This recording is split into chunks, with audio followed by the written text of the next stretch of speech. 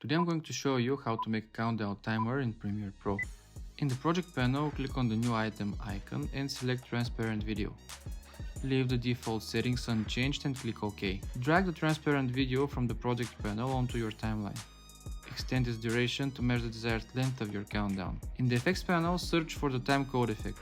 Apply this effect to the transparent video. With the transparent video selected, navigate to the effects controls panel. Adjust the settings to remove the white dot and black box around the numbers.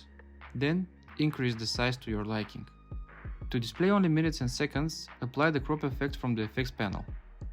Click on the crop effect in the effects controls panel, and in the program monitor we will drag those two lines until we can see only minutes and seconds.